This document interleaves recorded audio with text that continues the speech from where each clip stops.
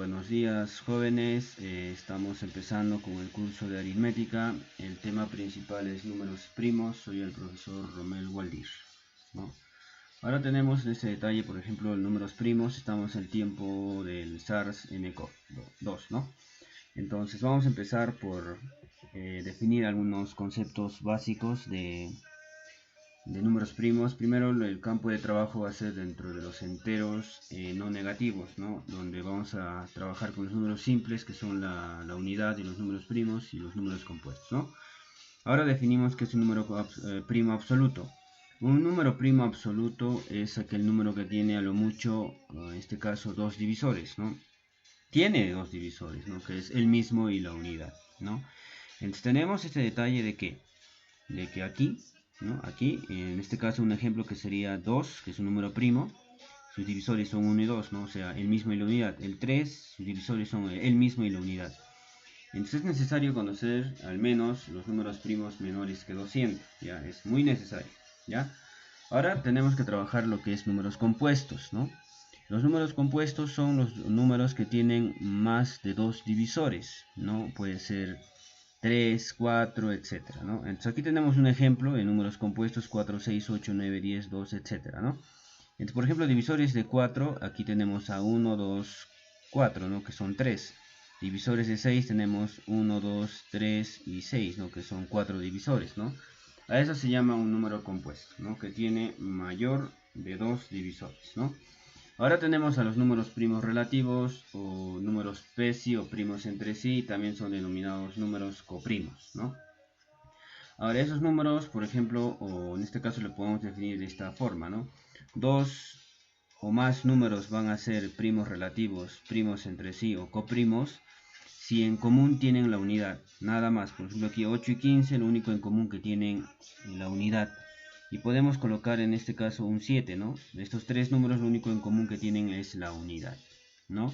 Entonces el detalle de números primos absolutos, números primos compuestos y números primos, en este caso que diga números compuestos, tenemos a los números primos relativos, o números primos entre sí, o números coprimos, ¿no? Entonces ahora vamos a empezar a definir, en este caso, la política para examinar si un número es primo, ¿no?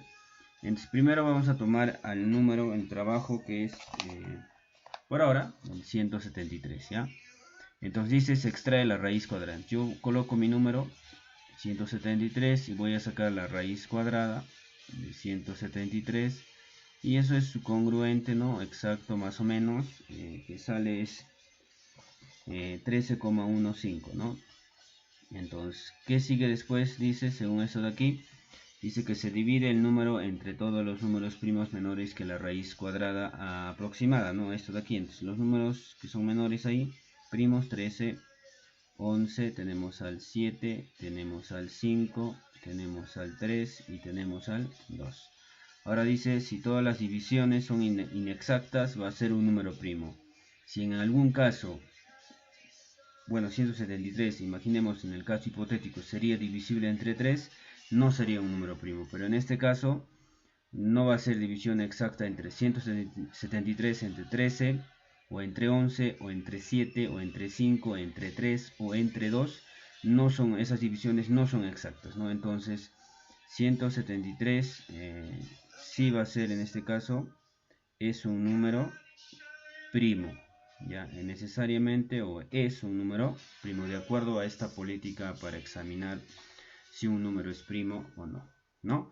Entonces ahora vamos a tener el teorema fundamental de la aritmética, que es la descomposición canónica.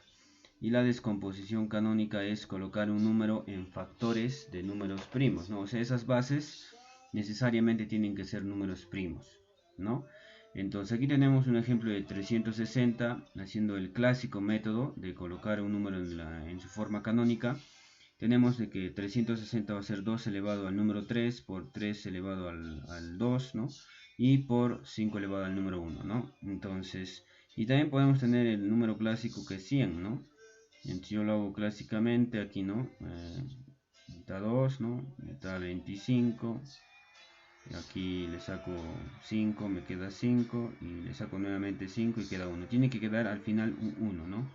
Entonces el 100 estaría colocándose en su forma canónica como 2 al cuadrado, no 2 al cuadrado, multiplicado por 5 al cuadrado. Eso es la forma del cual un número se debe colocar en su forma canónica. Y una vez que ya domines eso, pasemos a las operaciones, ¿no? Tenemos las cantidades de divisores de un número, ¿no? El número deberá estar en su forma canónica, como has visto aquí. Y si trabajamos el 360, entonces va a ser como 2 elevado a la 3, 3 elevado al número 2 y por 5 elevado a la 1, ¿no? Entonces, y yo digo en la cantidad de divisores, ¿no?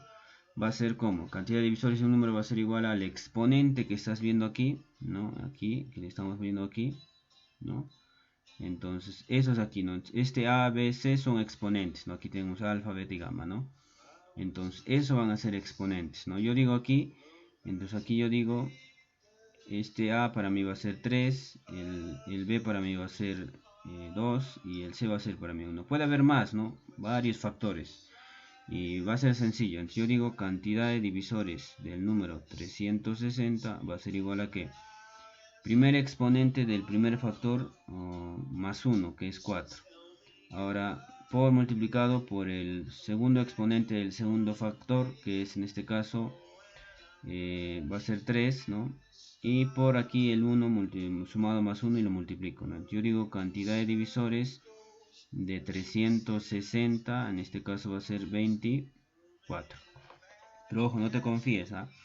Entonces, cantidad de divisores de un número también es igual a divisores compuestos del número más divisores primos más la unidad, ¿no?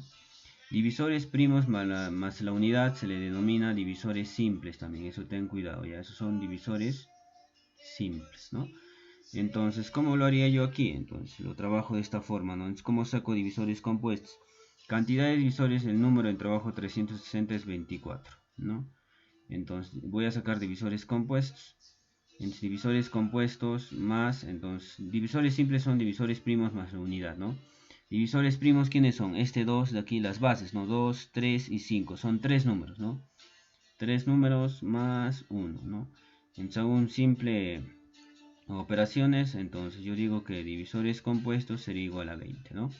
Y ahora también hay, en este caso, divisores propios, ¿no? Cantidad de divisores propios de un número, entonces es igual a la cantidad de divisores del número restado menos 1, ¿no? Entonces aquí tendríamos de la siguiente forma, ¿no? Entonces, cantidad de divisores propios, en este caso tendremos cantidad de divisores totales del número, que es 24 menos 1, entre divisores propios del número 360 sería 23. Divisores compuestos, el número 360 sería 20, ¿no? Entonces, de esa forma se trabaja la cantidad de divisores, ¿ya? Ahora tenemos la suma de divisores, ¿no? Que también el número deberá estar en su forma canónica, ¿no? Puede haber muchos factores, pero vamos a trabajar con el 360. No, entonces yo digo que aquí va a ser a elevado a la alfa más 1, ¿no? Menos 1. Entonces yo digo esto va a ser primero para mí de trabajar. Entonces, ¿cómo va a ser? 2 elevado, como es más 1, elevado a la 4. Y a todo eso le resto menos 1. Y abajo va a ser, ¿no? La base, ¿no? Que es la base, ¿no? 2 menos 1. Ahora eso lo multiplico, ¿no? Con 3 elevado, en este caso, aquí hay 2, ¿no? Al cuadrado, ¿no? Aquí va a ser ahora elevado a la 3, como es más 1. A todo eso menos 1. Y abajo tendría 3 menos 1, ¿no? Ahora tenemos al 5, ¿no? Elevado a la 2, a todo menos 1, sobre, tendríamos 5 menos 1. Si desarrollamos, aquí tendríamos 2 a la 4, 16 menos 1, 15. Abajo tiene 1, no hay problema. 3 al cubo es 27 menos 1 es 26. Aquí abajo 3 menos 1 es 2. 26 entre 2 es 13, ¿no? Ahora aquí tenemos 5 al cuadrado 25, menos 1 24, entre 5 menos 1 es 4, 24 entre 4, en este caso tendremos que es 6, ¿no? Ahora si efectuamos esa multiplicación que es 15 por 13 por 6, tenemos que va a ser un 1170, ¿no? Un 1170. Entonces, eso sería la sumatoria de la cantidad de divisores, o suma de divisores, ¿no? El número deberá estar en su forma canónica y aplicas lo que hemos hecho, ¿no? Puede haber muchos factores, ¿sí? Entonces esa es la forma de trabajar la suma de divisores. Ahora lo demás es muy sencillo, mira. Por ejemplo, la suma inversa de divisores, ¿a qué es igual? Es a la sumatoria de divisores del número sobre n, ¿no? Entonces sumatoria del número, en este caso, el número en trabajo va a ser 360, ¿ya? En su sumatoria inversa, o sea el SID, ¿no?, de 360 va a ser igual a la suma de divisores de n, que ya sabemos que es, en este caso, 1170, sobre el número que es 360, ¿no? Entonces si lo reducimos, entonces nos quedaría que va a ser 117, ¿no?, entre 36. Esa sería la suma inversa de los divisores de 360. Estamos poniendo como 360 el ejemplo, ¿no? Entonces ahora viene el detalle de producto de divisores. También vamos a trabajar con el número 360. Entonces tú dices el producto de divisores del número 360 va a ser igual a ¿qué? A la raíz cuadrada del número, ¿no? El número es 360 elevado a la cantidad de divisores del número. Entre la cantidad de divisores de 360 sabemos que tenía 24, ¿no? Ahora reducimos, ¿no? En este caso, ahora la cantidad de divisores, o bueno, en este caso el producto de divisores del número 360 va a ser igual a ¿qué? 360 elevado a la 12, ¿no? Entonces, eso sería el producto de divisores, la suma inversa de los divisores de un número, la suma de divisores totales de un número y la cantidad de divisores de un número, ¿no?